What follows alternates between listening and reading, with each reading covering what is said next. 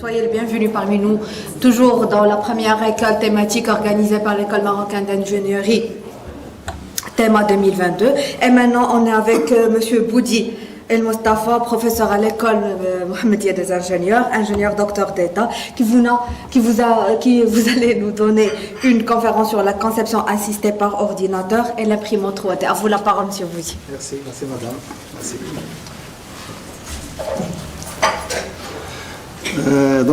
Bonjour tout le monde.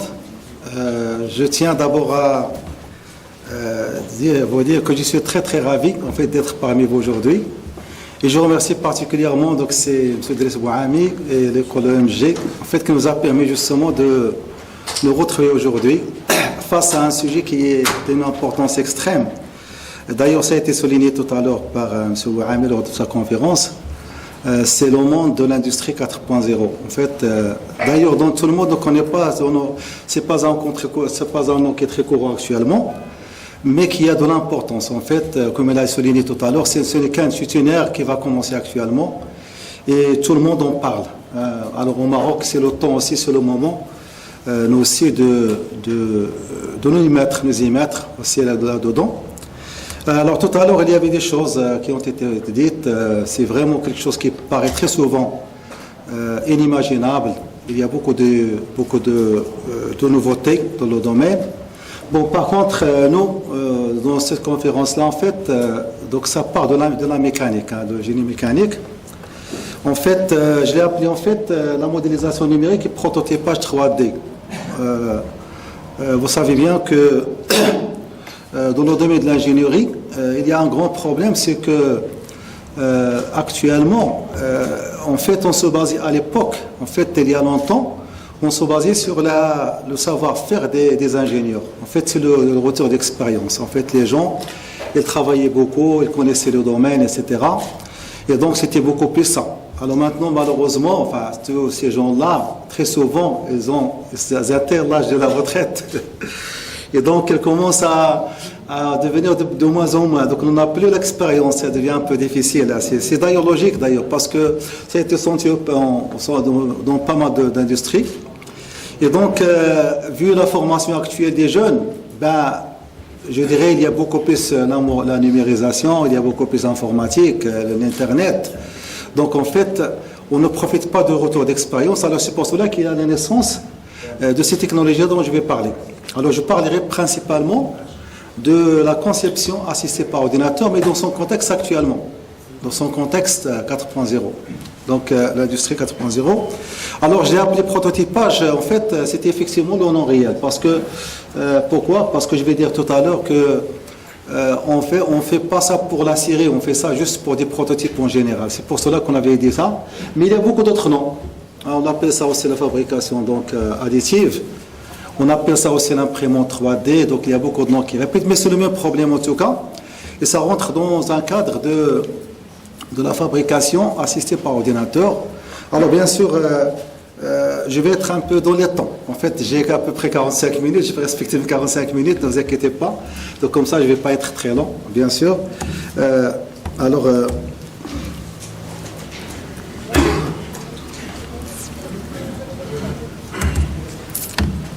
C'est que beaucoup d'industries qui étaient à la base de ce domaine, en fait, c'est les sociétés d'aéronautique et l'automobile. En fait, c'était et aussi, bien sûr, d'autres, mais en fait, parce que pour la simple raison que ce sont des domaines très complexes, dans l'industrie complexe. Vous savez que les avions, actuellement, c'est des machines qui sont très difficiles, très complexes, et aussi qui nécessitent la sécurité et la précision. Et il y a aussi l'automobile. Alors, vous savez, l'automobile ne s'arrête pas. Donc, c'est une industrie qui est très lourde, qui est très précise, et aussi qui est complexe. Alors, pourquoi on dit la multiple complexité? Regardez un peu, c'est que, si je prends le domaine, par exemple, de l'aéronautique, en fait, nous avons, d'abord, il faut tenir compte de la capacité de transport, par exemple, le confort des passagers. Ça, c'est important. D'un côté physique, il faut tenir compte de l'aérodynamique, des fluides, de la traînée, par exemple, de l'acoustique. Il y a donc pas mal de phénomènes. Et aussi de la structure mécanique, notamment, elle doit résister aux efforts. Vous savez que les efforts de l'avion, c'est incroyable. Je veux dire juste un petit ordre de grandeur. Le réacteur de l'avion, vous savez qu'il fait à peu près 64 ailettes, et chaque ailette est calculée pour supporter 25 tonnes. Donc ça veut dire qu'une ailette est capable de faire tourner un autocar, carrément. Donc vous imaginez ça, 64 ailettes qui entraînent 64 autocars, c'est vraiment énorme comme capacité. Donc c'est vraiment des structures très très complexes, donc elles sont très très résistantes et supportent beaucoup de charges. Alors c'est ça en fait le grand problème. Il y a aussi la fatigue, ça veut dire dans le temps. L'aéroélasticité, etc., la fréquence, les vibrations, parce que ce sont des structures généralement qui vibrent en général. Donc il y a beaucoup de complexes. Donc il y a beaucoup de phénomènes qui sont mélangés dans le même problème, d'où d'ailleurs la complexité Alors même plus que ça, on exige justement l'esthétique. Il faut que ça soit très joli. Généralement, vous savez bien qu'un avion, plus il est joli, plus on est à l'aise là-dedans. Une voiture, plus elle est très jolie, puis on va l'acheter. Donc, en fait, il y a aussi le côté, en fait, design, ce qu'on appelle entre guillemets le design. Donc, c'est important, en fait. Alors, c'est pour cela, donc, qu'on exige un peu des matériaux qui sont de plus en plus très chers, notamment qui sont légers et résistants. Et ça, c'est un point très important. Donc, vous savez que les composites, c'est un matériau qui coûte trop cher. Hein. C'est vraiment, d'ailleurs, il est vendu au gramme. Hein. Au gramme, c'est vraiment trop cher. Hein. Donc, c'est pour cela qu'on exige un peu des... Alors, quelques mots, donc, on va parler de la conception assistée, donc par ordinateur. D'ailleurs, c'est pour cela qu'on fait ça, c'est pour donc optimiser, pour calculer. Alors, donc, calculer, donc, on parle de ça. Et puis aussi, je vais parler principalement de l'optimisation de forme. Donc en fait, donc une pièce ne va pas être comme ça, donc directement, mais elle va être optimisée donc dans sa forme. Et comme ça, on va gagner sur la taille, sur la masse et sur la forme. D'accord. Alors donc si vous voulez, on va donc aller dans ce cadre-là, et puis aussi intégrer ça dans un cadre de fabrication. Alors juste, je tiens quand même à souligner que ces pièces-là ne sont pas énormes, ne sont pas très grandes. Hein. Il ne faut pas s'attendre à ce qu'une imprimante, par exemple 3D, va sortir une voiture. C'est très difficile. En fait, ce sont généralement des pièces très petites, d'où d'ailleurs la taille de ces machines-là qui sont limitées à quelques 50 cm3, plus ou moins, dans le volume. Hein. Donc, alors voilà un peu tous les domaines qui sont concernés, bien sûr, comme j'ai dit, qui ont été. Bien sûr, comme j'ai dit, ce sont un domaine qui nécessite un bagage quand même de l'ingénieur. Vous savez, ça nécessite normalement donc, des mathématiques, notamment l'équation différentielle, les techniques de l'ingénieur, les opérations matricielles de base, etc., les interpolations. Donc tout ça, c'est vraiment c'est un bagage nécessaire pour calculer ça. Il existe aussi la physique, le sens physique, bien sûr, et l'ingénieur, bien sûr, qui va développer son bon sens donc le sens de la logique. C'est-à-dire, quand je vois quelque chose, je vais être critique. Hein. C'est ça, en fait. Oui. Pardon. C'est dans la division en ligne, on ne va pas le partage. En fait, c'est ce qu'on appelle la topologie et la CA. En fait, c'est quoi la topologie? En fait, c'est très important parce que le concepteur, donc quand il fait la conception d'une pièce, il doit la faire en tenant compte de la fabrication. C'est très important en fait. D'abord des calculs et la fabrication.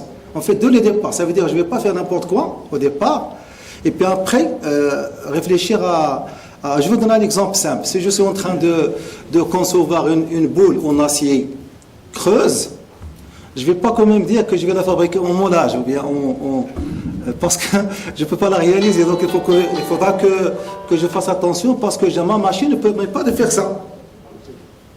Si on se fasse dès le départ. Donc il y a donc la notion de topologie. Il faudra faire conception, mais réfléchir à la fin, et même parfois même on va très loin. On va même jusqu'à la maintenance, carrément. Donc ça veut dire prévoir au niveau de la conception, la maintenance. Si par exemple je conçois une pièce au départ et que je ne peux pas la maintenir par la suite, ben ça ne sert à rien. Si je ne peux pas la démonter, je ne peux pas la faire. Donc en fait, il y a beaucoup de paramètres qui sont là. D'ailleurs, comme j'ai dit, c'est ça, on réfléchit. Donc c'est pour cela qu'on est en train de développer en fait des outils qui vont nous aider à ça. Alors notamment des logiciels comme par exemple CATIA. Du moins, qu'est-ce que nous concerne, nous, les mécaniciens en général. CATIA, Solid, Engineer, Inventor, ce sont des produits qui sont très connus dans ce sens-là et qui nous aident justement dans la conception justement des produits.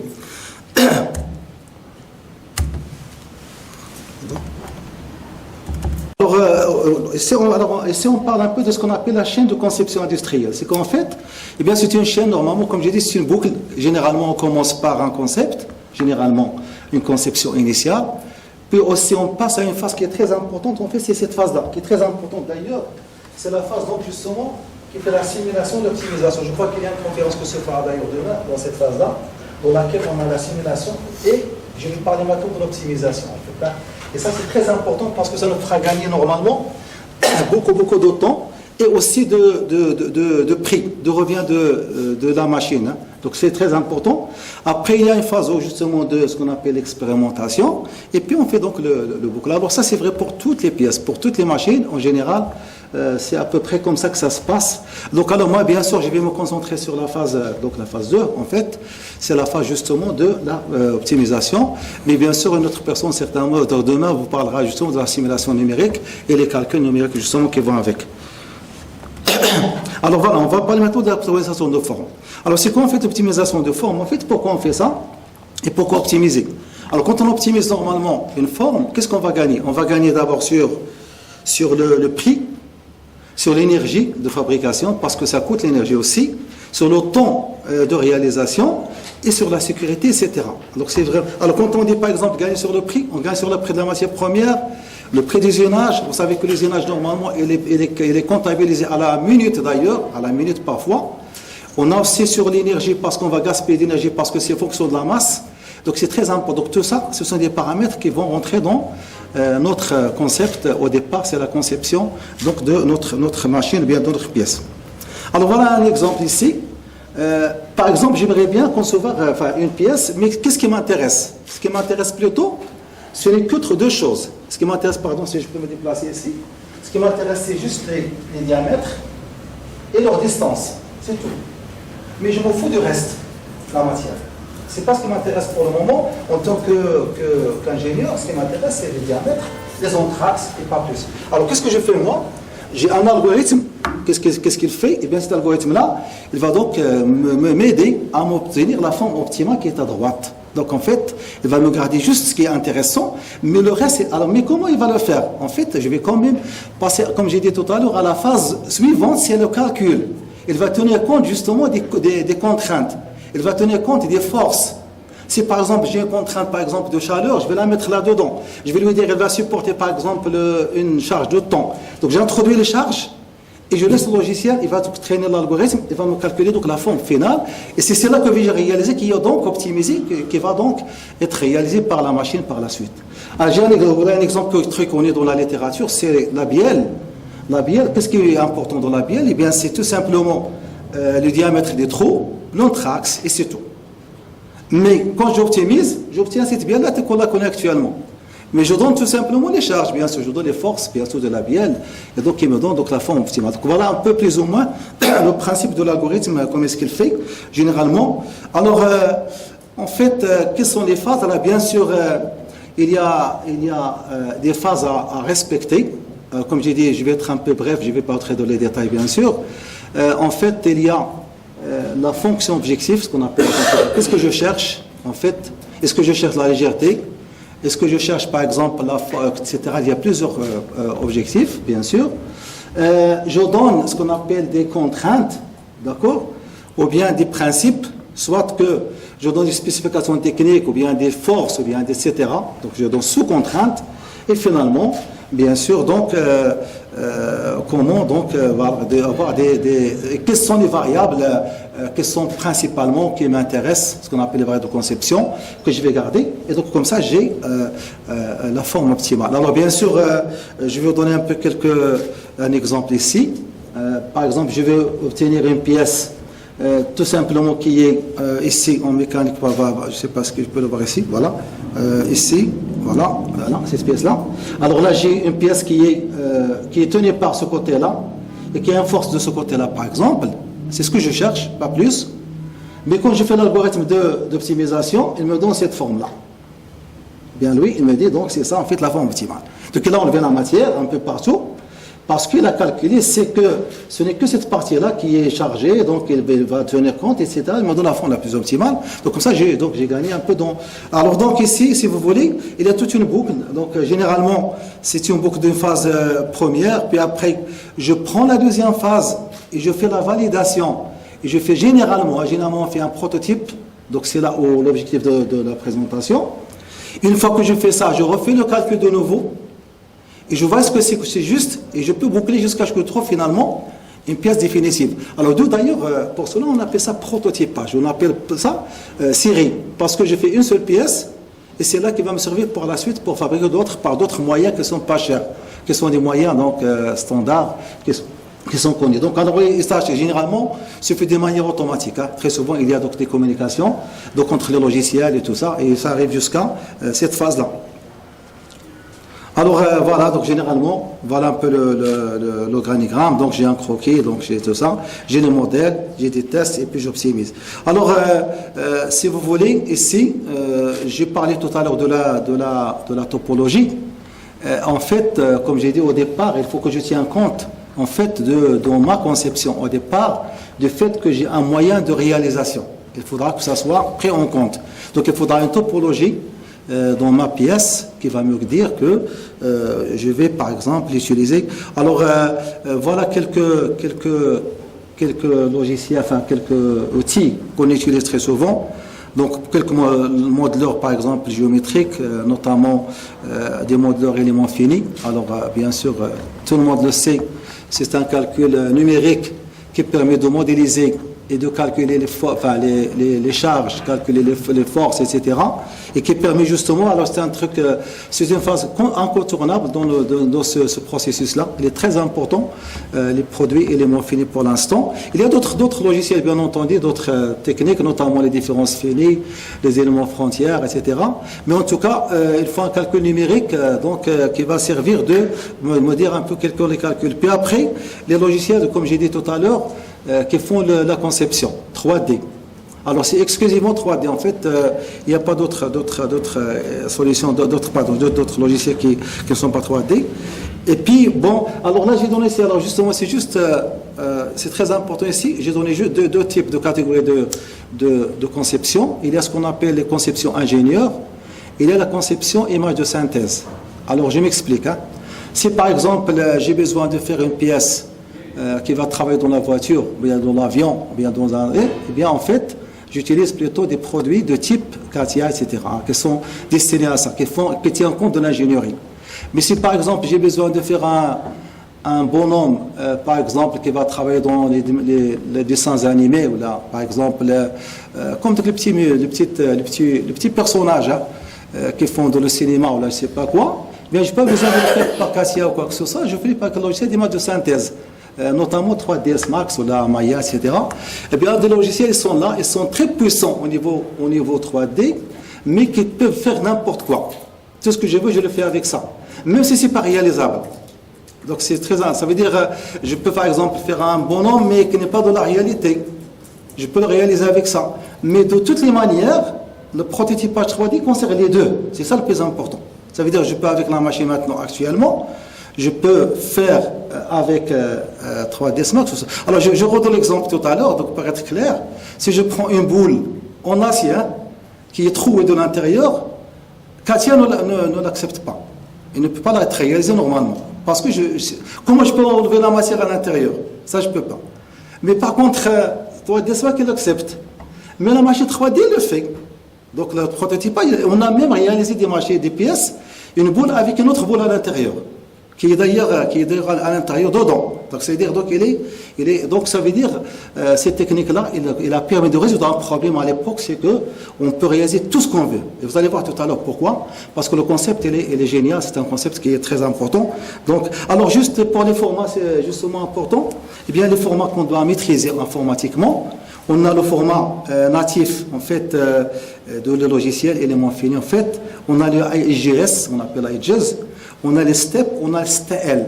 Alors STL, c'est la stéréolithographie, c'est un format qui est destiné aux objets pour l'imprimante 3D, ce qu'on appelle ça, ou bien on appelle ça la pression additive. En fait, c'est un format de fichier qu'on envoie vers la machine. Alors c'est ce format-là qui est utilisé. Alors voilà un peu les algorithmes d'optimisation. Donc juste un petit rappel.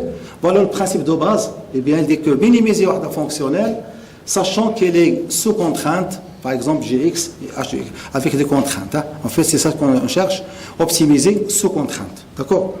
Alors bien sûr, je vais prendre ici un exemple ici. On dit par exemple ici, minimiser,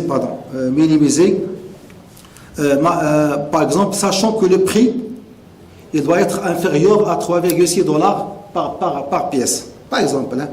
Et puis, avec une performance de déplacement de 0,ça, etc. Et donc, je donne ces contraintes-là. Donc, c'est très important. J'ai l'entente dans mon client. Alors, il a été souligné tout à l'heure par Sibou Ami, c'est qu'actuellement, la tendance, c'est quoi? C'est que le client, c'est lui qui définit sa propre matière à la fin. C'est-à-dire, il définit lui-même son besoin. Donc, on lui donne une interface, on lui dit, par exemple, tu nous dis, quel est ton prix, quel est ton budget, quels sont tes besoins, etc. Il nous envoie par email et bien, l'entreprise, il entre ça dans ceci, il optimise en fonction de ce qu'il veut. Donc, ça veut dire qu'il y a une sorte de smart, enfin, si vous voulez, de communication entre le constructeur et le client final. C'est très important. Ce n'est pas comme avant, maintenant, on lui expose des produits, il fait le choix. Maintenant, non, c'est lui qui dit, voilà, j'ai vu ça. Et donc, il peut le définir comme un algorithme Et bien sûr, ici, on dit aussi une masse. Parce que, comme j'ai dit, il y a toujours une question de prix. Donc, la masse, ça joue beaucoup sur les prix. On dit, par exemple, la masse inférieure à 0,27 kg, etc. Même, on donne même, parfois même mieux que ça, on donne même des contraintes sur la surface, la qualité de surface. On vous dit, par exemple, je veux que cette surface-là soit, par exemple, supérieure à 2, etc. etc. Et même les charges. Donc, il y a donc beaucoup de contraintes qu'on peut donner au système d'algorithme d'optimisation. Alors, donc, on donne, par exemple, cet exemple-là. Donc, alors voilà, donc si je donne ici, voilà, j'ai minimisé, etc. Et donc, j'ai la forme qui est... Alors, un exemple ici, regardez le cycle. Je veux, alors, c'est une pièce réelle, c'est une pièce de voiture, donc elle appartient à la Ferrari. En fait, on part d'une pièce normale ici, voilà, c'est une bielle simple, par ici, simple, et puis il fait le tour avec des contraintes et s'optimise jusqu'à ce que je trouve finalement une pièce finale qui est la pièce optimale. Et c'est là que je vais fabriquer et qui va me coûter le moins cher possible. Hein. Alors, bien sûr, j'ai également celle-là, par exemple, je veux cette pièce. Alors ça, c'est une pièce de voiture aussi. Donc je parle. Alors très souvent, pardon, on peut parfois partir si on a l'expérience, hein, on peut parfois partir d'une forme proche. Ça veut dire, je sais qu'elle s'approche à une certaine forme, et donc je vais l'introduire dans l'algorithme. Comme ça, je vais gagner un peu de temps de calcul, parce que c'est un temps de calcul quand même assez conséquent. Donc en fait, parfois on fait ça. Alors celle-là, elle a été optimisée 2 fois. C'est une pièce de Lodi A4. Cette pièce-là, elle a été donc faite 2 fois. Donc on a fait la première approche. Maintenant, ils ont optimisé davantage. Et donc maintenant, ils arrivent à cette forme-là, finale, qui a donc cette forme-là qui est très très précise. Alors c'est celle-là qu'on va vers l'imprimerie, en fait, dans ce qu'on appelle donc la fabrication, justement, finale. En fait, c'est celle-là qui va en autre. Alors, bien sûr, voilà les quelques classes d'optimisation. Alors, juste pour vous dire une chose, s'il vous plaît, c'est que l'optimisation de forme, c'est un domaine extrêmement complexe, hein, très difficile mathématiquement parlant, je parle. Hein. Alors, il y a deux approches. Il y a ce qu'on appelle l'approche basée sur le gradient et l'approche heuristique. Alors, basé sur le gradient, ça veut dire, ça suppose que nous disposons en fait de fonctions, mais qui sont très simples, qui sont connues, notamment des fonctions continues, et qui sont dérivables à une fois. Par exemple, dérivables la première fois, deuxième, troisième, comme des fonctions polynomiales, ou là, des fonctions logarithmiques, ou l'exponentielle, etc., qui sont infiniment dérivables. Alors, dans ce cadre-là, dans ce sens-là, on peut utiliser justement des méthodes basées sur le gradient. Ça veut dire tout simplement, l'optimum, c'est quoi? C'est la dérivée par rapport à une variable égale à 0. L'optimum, c'est très simple. C'est une approche très classique, tout le monde la connaît. Mais parfois, on n'a pas ça. On n'a pas des fonctions qui sont dérivables, qui ne sont pas continues parfois même. Hein. Je vais vous donner un exemple simple.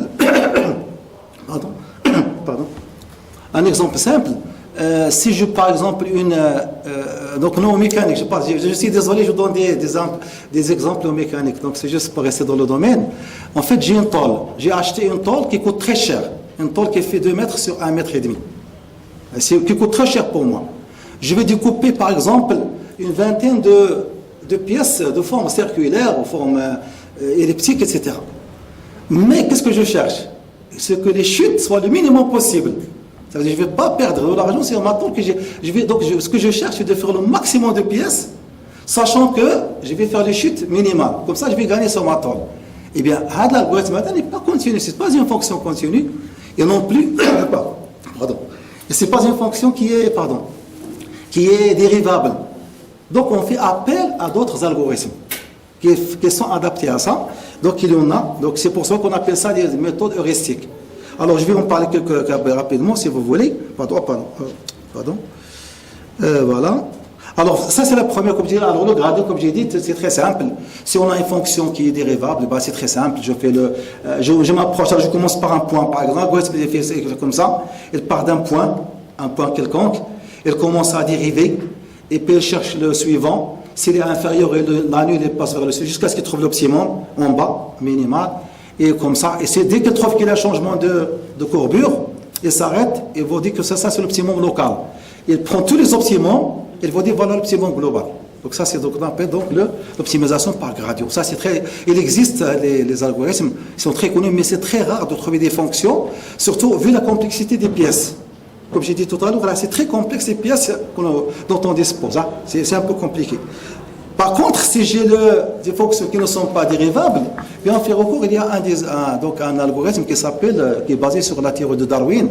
En fait, c'est la théorie des gènes génétiques, ce qu'on appelle d'ailleurs l'algorithme génétique de Darwin. En fait, elle a été basée sur cette technologie-là. Eh bien, en fait, c'est quoi? C'est très simple. Eh bien, elle prend une population, donc comme j'ai dit, saine, hein, une population saine, des gens qui ont des caractéristiques bien dans leur corps, et puis on marie les gènes, on fait le mariage, et bien donc une population qui va naître. Alors la population qui va naître, il y en a celle qui sera mauvaise, il y en a celle qui sera la bonne. On jette la mauvaise, on garde la bonne. On refait l'algorithme sur la nouvelle génération. Mais maintenant, parfois, il y a des gènes, par exemple, qui a des mutations. On remplace parfois, on arrive avec un gène qui est bon parfois, il y a des gènes qui ne sont pas collés. On vient avec un gène, on colle. Et comme ça, on fait la génération de population jusqu'à ce qu'on sorte finalement avec disons, une population saine, la meilleure possible. Bon, juste entre guillemets, c'est comme si vous cherchez des gens qui ont des yeux verts. Hein? Alors, le mari, alors parfois, qu'est-ce que nous qui ont des yeux maintenant verts, noirs, bleus, etc. On élimine jusqu'à la fin, on obtient le meilleur qu'il y a, les yeux verts, la dernière génération. C'est ça ce que je veux, c'est l'optimum. En fait, c'est juste le principe de base. Donc, c'est vraiment le principe, c'est un algorithme qui est très, très, très intéressant. Il est même intégré dans MATLAB, pour les gens qui s'intéressent, bien sûr. Il y a même des algorithmes dans MATLAB. On peut les développer facilement. On a pas mal de travaux là-dessus. Et donc, on cherche un peu cette technique. Alors, voilà un peu le principe. Donc, c'est par Charles Darwin. Donc, les gènes, pour nous, c'est des variables de conception. Hein. Dans le cas, c'est H et le rayon. Ça peut être des variables de conception pour la pièce. Ça peut être, par exemple, l'épaisseur. Ça peut être beaucoup de choses. Hein. Et donc, je fais un peu la première génération, la génération N+1. On fait donc, on introduit ici, entre parenthèses, des opérateurs, ce qu'on appelle des opérateurs génétiques, notamment qui peuvent être des mutations, qui peuvent être des remplacements, qui peuvent être etc. Donc on élimine carrément un gène, etc. Donc il y a tout un algorithme qui travaille là-dedans, et finalement on sort avec le gène le meilleur, et c'est ça en fait l'optimum pour nous. Alors ça, c'était utilisé justement dans des machines, alors c'est ce qui est utilisé d'ailleurs dans les imprimantes, enfin on va en parler tout à l'heure justement, c'est en fait ça ce qui est intégré. Le troisième algorithme, celui-là, donc on a travaillé beaucoup, c'est ce qu'on appelle l'optimisation topologique. Et bien c'est quoi? C'est très simple. Je prends par exemple une pièce et je fais un maillage. Un maillage, c'est quoi? C'est tout simplement, je subdivise la pièce en plusieurs éléments et mais j'introduis des contraintes, des forces. Eh bien, je calcule les contraintes. Les contraintes, pour une autre parenthèse, c'est tout simplement la force qui est nécessaire, qui rentre dans le calcul de la structure, hein, pour la résistance mécanique.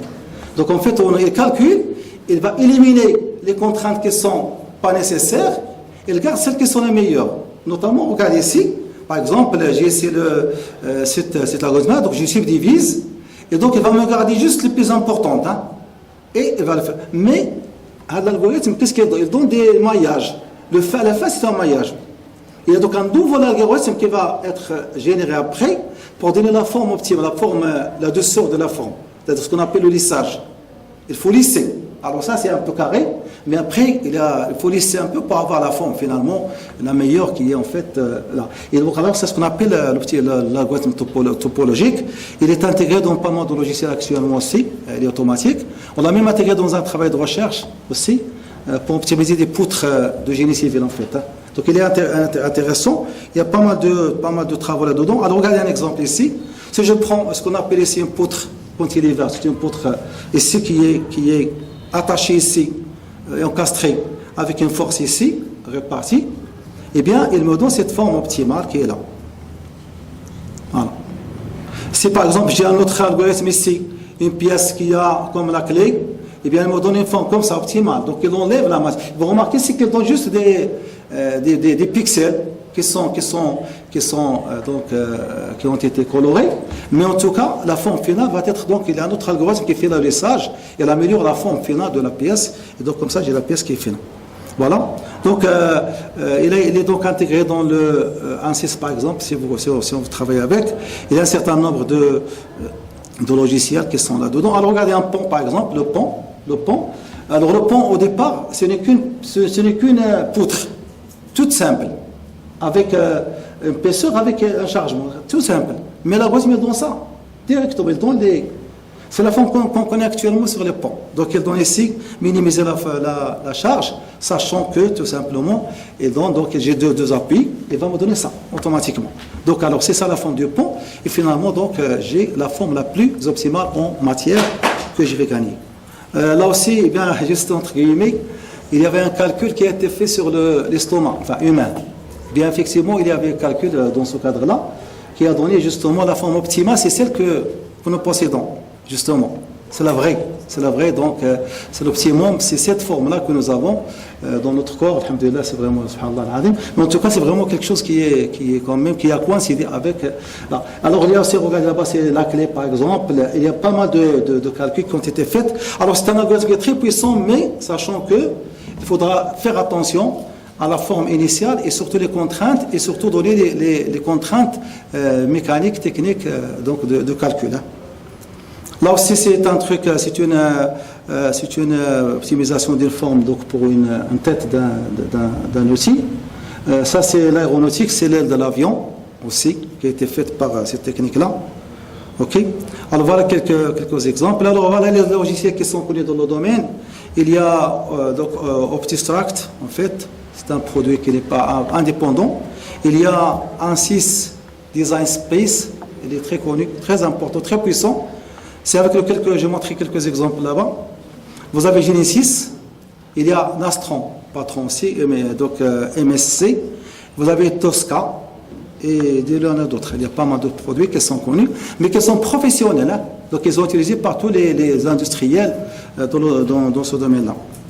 Alors la troisième méthode pour optimiser, eh bien on utilise l'intelligence artificielle.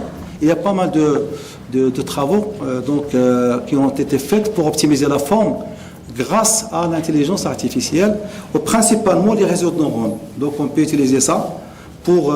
alors bien sûr, pour l'apprentissage, on se base beaucoup plus sur l'expérience personnelle des gens, sur des pièces existantes, sur des choses qu'on peut optimiser grâce aux réseaux de neurones, par exemple, là, qui font la classification et qui peuvent aider. Donc voilà un peu, si vous voulez, la partie optimisation. Maintenant, dès qu'on a la pièce qui est optimisée, on passe à la réalisation. Alors je répète, comme j'ai dit tout à l'heure, en fait, il ne faut pas s'attendre à avoir des grosses pièces, hein, ça c'est clair. Ça ne sert à rien, en fait. Donc on a des pièces qui sont petites et qui sont des prototypes et non pas... Alors si je fais une pièce qui est très grande, je ne suis pas un bon concepteur. Je ne suis pas un bon élément, si vous voulez. C'est-à-dire qu'il faut vraiment tenir compte que j'ai ma machine qui est limitée et que je dois faire quelque chose de... Parce que la tendance actuelle, c'est le smart, c'est d'aller de plus en plus petit, non pas de plus en plus grand. Donc c'est pas la peine de faire une pièce qui est très grande, ça sert à rien. Là, ça rentre dans le cadre de la chaudronnerie, ça rentre dans le cadre du soudage, il y a pas mal de choses qu'on peut faire, ça c'est autre chose. Hein. Mais par contre, le qu'il s'agit de mécanique de précision, eh bien c'est vraiment des petites pièces. Ça c'est clair. C'est pas la peine de dire je vais faire une voiture en acier avec l'imprimante 3D, ça sert, c'est pas vrai, c'est pas vrai, c'est pas ça. Alors voilà. Alors maintenant, Voilà un peu le principe. Alors ça, c'est juste le principe. Donc j'ai dit que comme c'est une phase qui est très importante et qui dépend de la conception. Alors j'ai fait la conception de base et je garde avec un fichier tout simplement STL. Je parle bien de STL, stéréolithographie. C'est un fichier qui est dédié à l'imprimerie, enfin à la fabrication additive. En fait, elle est connue. C'est un format qui date depuis les années 90, très ancien. D'ailleurs, elle a été faite depuis pratiquement en 1980, enfin 89, 90, elle a été créée le format et qui a été utilisé à l'époque pour des machines justement contrôler des machines donc qui font la. Alors elle, juste pour entre guillemets, là, c'est pas une industrie récente. Hein. C'était très ancien, sauf que ça a été développé avec le temps. Le concept, il est connu quand même depuis très très longtemps. Les gens savaient comment faire sortir des pièces à partir de l'ordinateur, mais avec une sorte d'imprimerie, si vous voulez, 3D, si vous voulez. Bien sûr, la phase de STL sera transformée par chaque machine elle-même, elle a son propre interpréteur.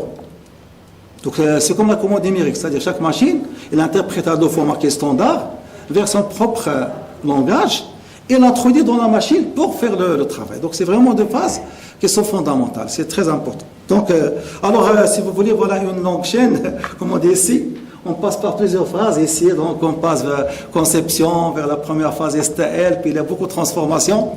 Alors, à l'âge qui est de la phase 2, parce que tout simplement, parfois, on se trompe sur la conception. Parfois, quand il y a des choses qui sont là en plus, parfois, il faut retrancher.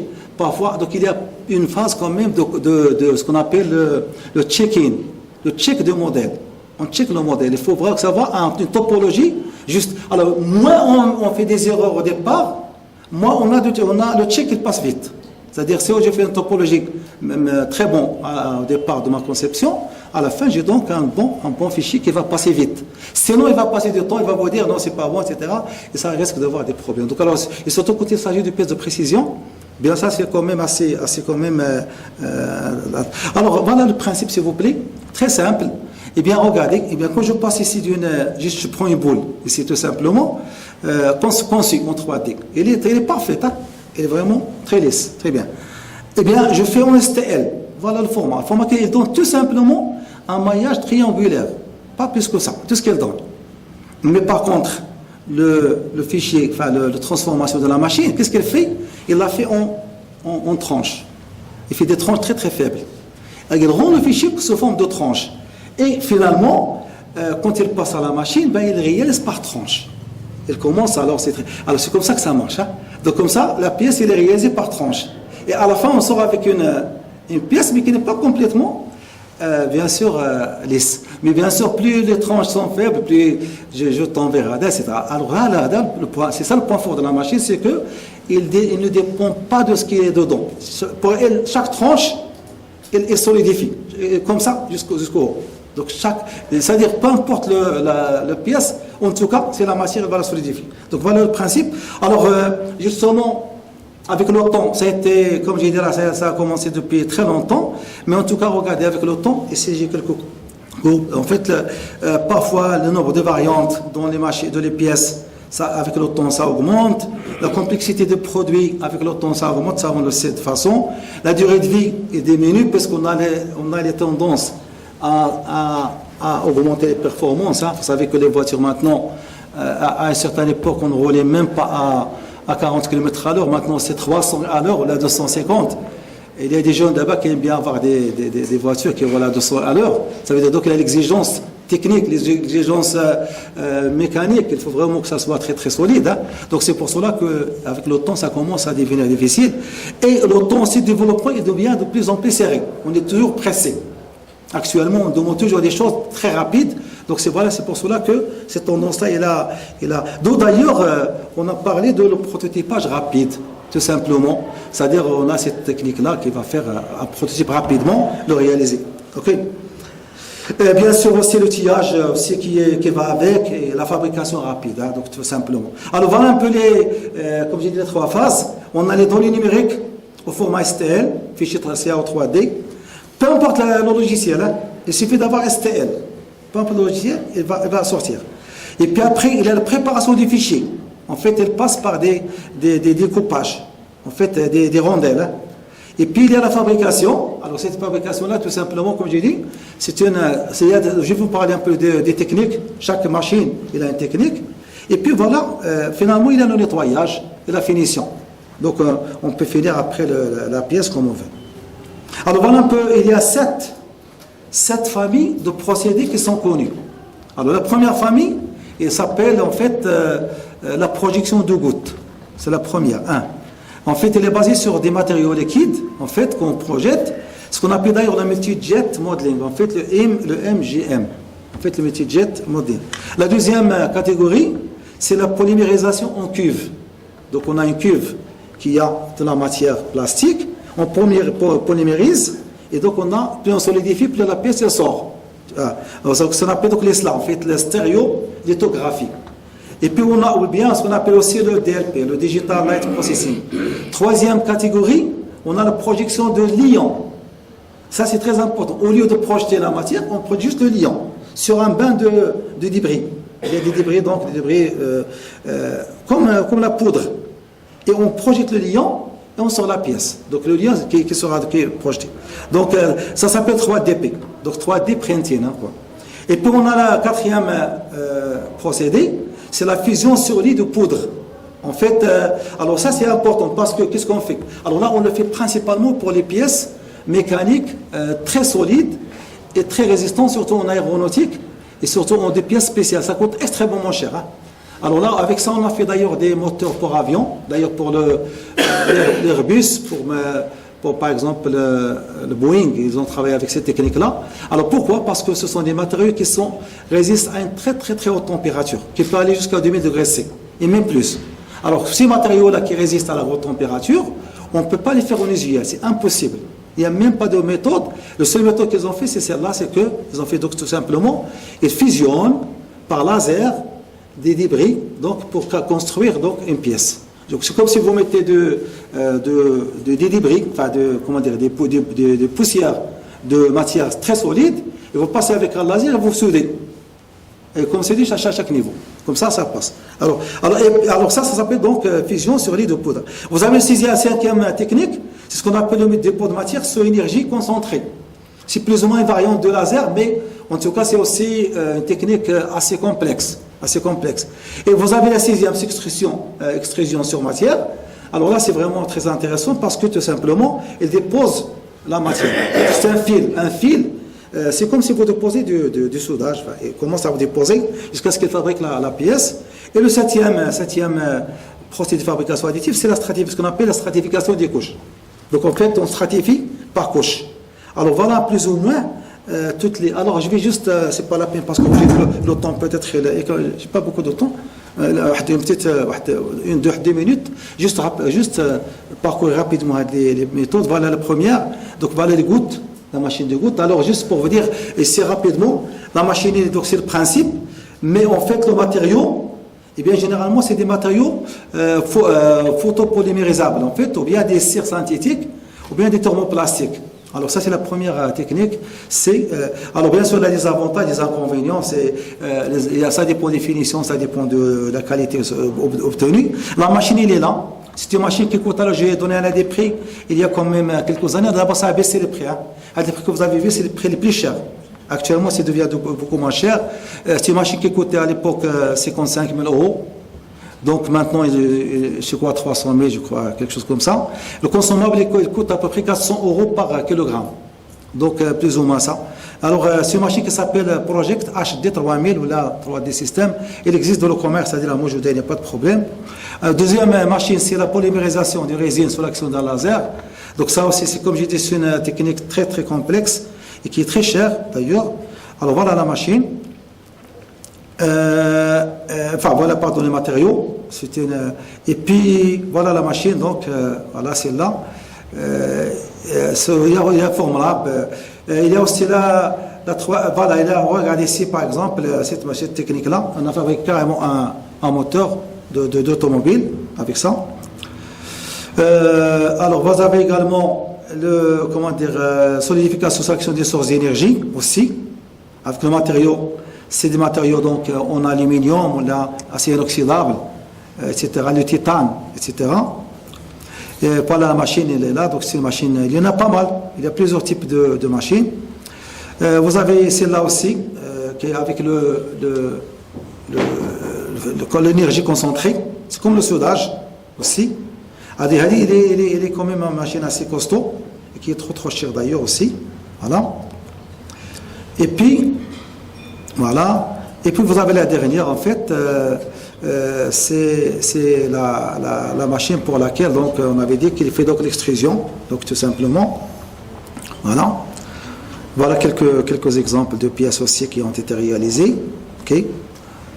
Voilà, la dernière aussi, c'est cette machine-là qui fait la stratification par couche. En fait, c'est là qui fait assemblage de couches. Il fait aussi, alors c'est là aussi, c'est une technique assez... Donc c'est juste pour ne pas dire que alors, tout le monde croit que ces machines-là, ils font juste la matière plastique. Non, ils font un peu de tout, partant de plastique jusqu'aux aciers. Donc c'est connu. Alors voilà plus ou moins quelques petites comparaisons rapidement entre les techniques. Donc ça dépend des tailles des pièces, ça dépend de ce qu'on cherche, est-ce qu'on cherche de finition, pas de finition, etc. Voilà, alors voilà le glossaire, ça c'est important pour le langage. On parle de ABS, ce n'est pas l'ABS de la voiture, c'est plutôt l'acrylonitrile bétardienne, styrène.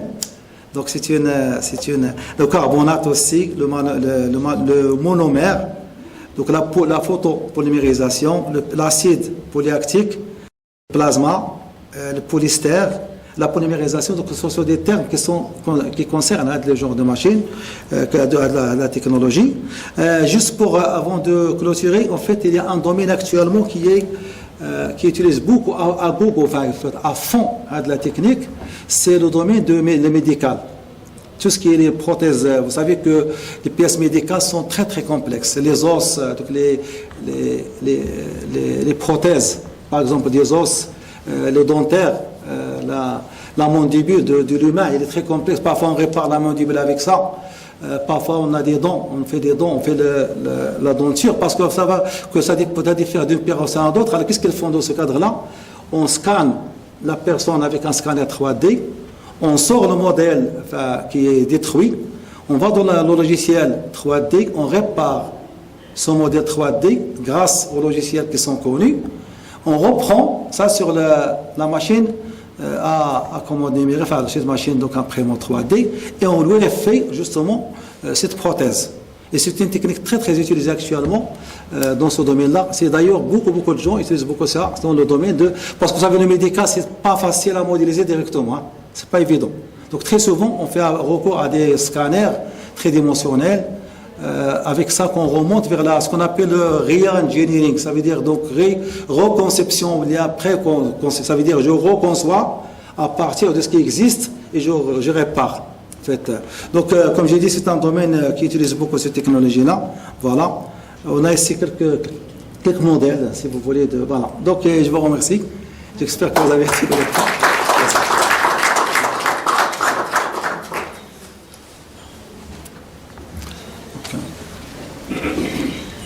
On remercie M. Boudi pour l'intervention. Si vous avez des questions, soyez les bienvenus. Merci.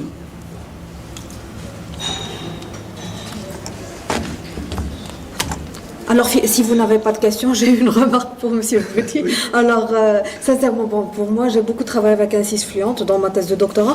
Alors, sérieusement, on a fait, c'était sur l'épuration des eaux usées, et on a fait un bassin de lagunage sous forme carrée, rectangulaire. Mais par la suite, lorsqu'on a fait entrer le débit, la matière organique, les concentrations des eaux usées, alors il nous a fait sortir un bassin sous forme d'un chénal.